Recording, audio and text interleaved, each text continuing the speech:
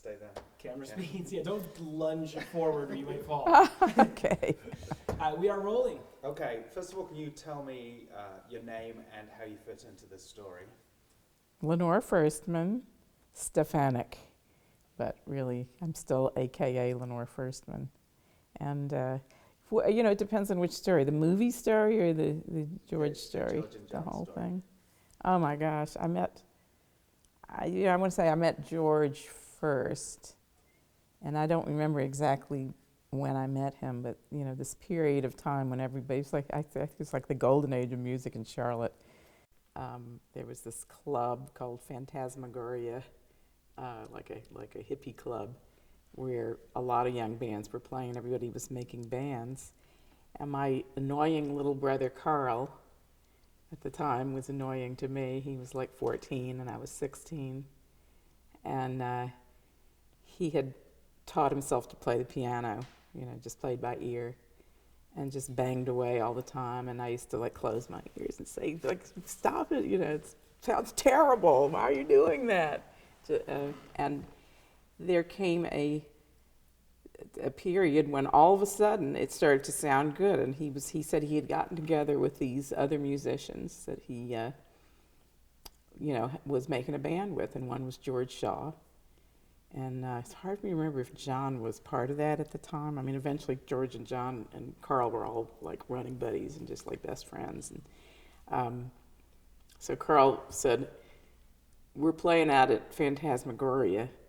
Why don't you come and hear us? So at the time I was 16, I could drive by myself, and got one of our old cars and drove out there one night, and then walked into this world I'd never seen. And all these bands were playing one after the other. And when they were first on stage, I was like aghast, because I thought, oh, my little brother can play, and he's really good, and this band is really good. And this guitarist, singer guy, George Shaw, was just amazing and adorable. And so we all kind of started hanging out, and all of a sudden, like, my little brother and his friends kind of became my world, because I was really just such a giant music fan at the time. I mean, I guess maybe at that time all of us were, who were cool.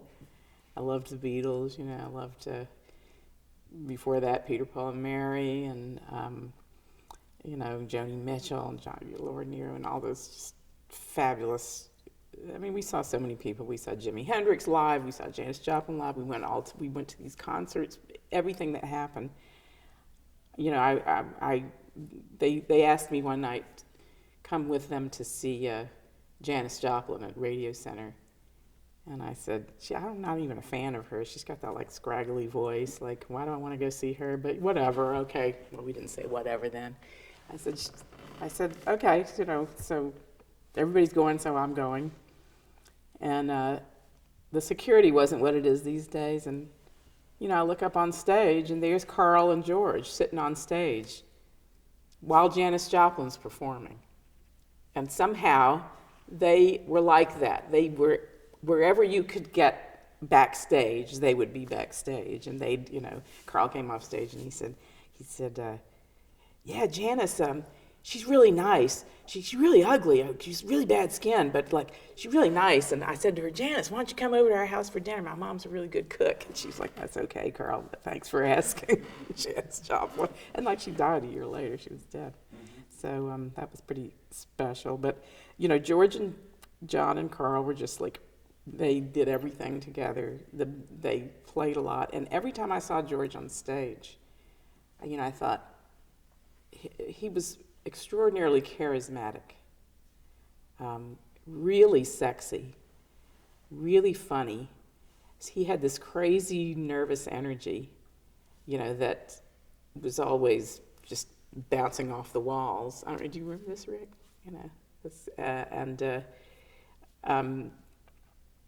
But when he played, it all kind of went together, and he was just centered and great and in command, and just, you could not take your eyes off of him.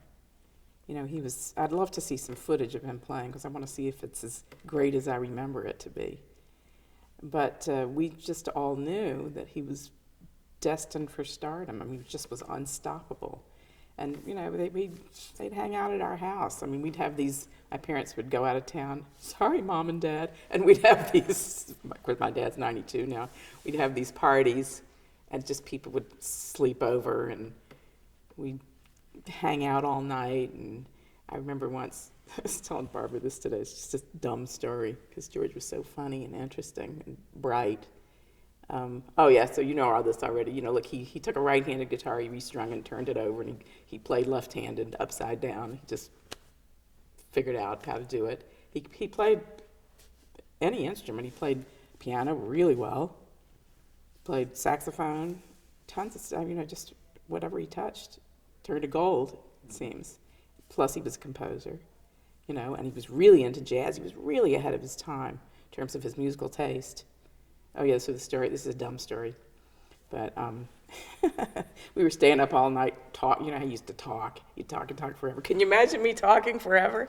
And and I'm sitting there looking, and we're trying to, like, we're talking about philosophy or religion or God or some really serious thing, and just like scrutinizing each other. And I'm thinking for about half an hour, because he had his face between his teeth, but he had like a green thing, like a piece of spinach or something between his teeth. And I'm just trying to be like cool and, yeah, George, I know what you're talking about. And then finally I was like, oh, I have to say something. So I was like, George. And he went, what?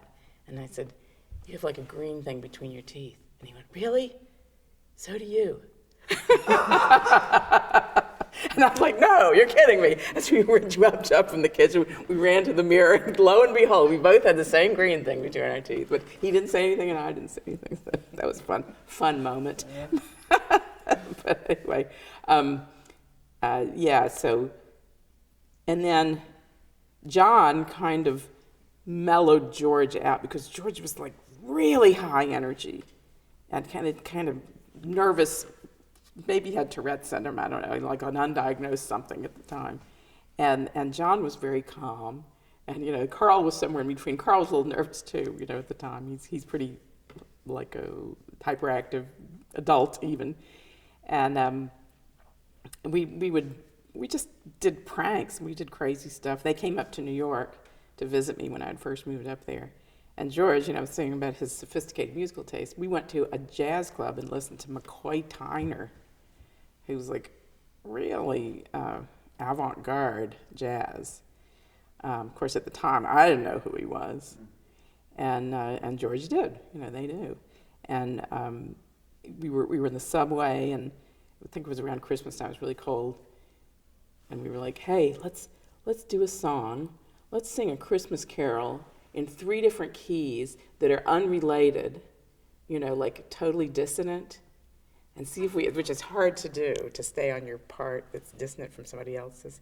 And then, like, we'll snap our fingers, and then we'll go right into 3-part perfect harmony." So we did that. We, like, drew a crowd. So we were just running around playing. We'd get thrown out of restaurants, you know, because George had long hair, and hippies were not allowed in places, and it was just, it seems like it was all fun at the time. You know, who knows what it really was. Oh, and there's one other thing that I remember. We went to the Atlanta Pop Festival, I want to say, where Frank Zappa played in the middle of like a big baseball stadium. And half of the stadium was pretty much empty, to the backs of the band, and the other half was like where we were sitting, where everybody was sitting. So Frank Zappa, they're setting up, and they're getting ready to play, and I see these guys way across the stadium turning chairs up, and you know, you start to see, hey, the underside of the chair is a different color. So, you know, they were writing Zappa, like on one section was a big Z, and then you started to see an A appear. And, you know, they had to have this kind of spatial relations to even know where they were in relation to, like, what they were doing. And they wrote out Zappa perfectly, and then those guys came back around and, you know, got into the crowd, and of course it was George and Carl, you know, saying, hey, Lenore, did you see what we did? And later on, when Frank Zappa and the Buzz Convention finished playing, they come out of the stands, they're going back, and me and my friend Carol Alberta were like, I think Frank Zappa's like going into into the bleachers here, the stands. So we got up and we sort of crossed over, and another band was getting ready to set up. And lo and behold, there was Frank Zappa, surrounded by a group of people. Of course, George and Carl were right in the middle of it. And Carl had already, was on a first-name basis with them, hey, Frank, did you see what we did? He's like, yeah, Carl, that's really cool. And George's like, did you see what we did? You see what we did? Like I said, that was great. I don't know how you guys did it. So, it was just, that was a creative, funny, full of life, amazing, bound for stardom human being. And everybody fell in love with him. Everybody was, unless he pissed you off. But, you just were so drawn to him because he was so special. And John had the sweetness, the real, mellow, nice, and also an excellent, great drummer. The thing is, George wouldn't play with people, he played with top people, and he hung with, top people in terms of his musicianship was off the charts, and all self-taught. Amazing. Then he had this crazy relationship with his mother, Mary Todd, who was a brilliant artist herself. I remember Mary Todd said to me, she says, bring me a picture. I said, of me? She said, yeah, give me a picture of you. And I said, what are you going to do with it? And she goes, I'll make a stamp out of it. She was hard of hearing, and she had this particular way of talking. And so she made a piece of art, which was one of her things, where she made stamps of my face in different colors, like Andy Warhol-ish. And that was one of her series. She had a beautiful one that you've probably seen, the one Wish You Were Here, that has the three guys on a postcard. That was part of that series. And George used to mock her mercilessly, and she laughed her head off. I mean, they had this great, funny relationship. He was an imp for sure, but she was unusual. I'm so sorry to hear that she passed. What kind of music were they playing when you first saw them? Is the door closed back there? Is it closed all the way? It is, but are they talking? I'm picking them up in the just ask them shotgun. if It's they not that bad. We always have this, which is clean. I'll But just ask them if they would mind. these are great stories, so I want to make sure that they're nice and clean. Oh, do I have to do this again? No, I'm going to roll now.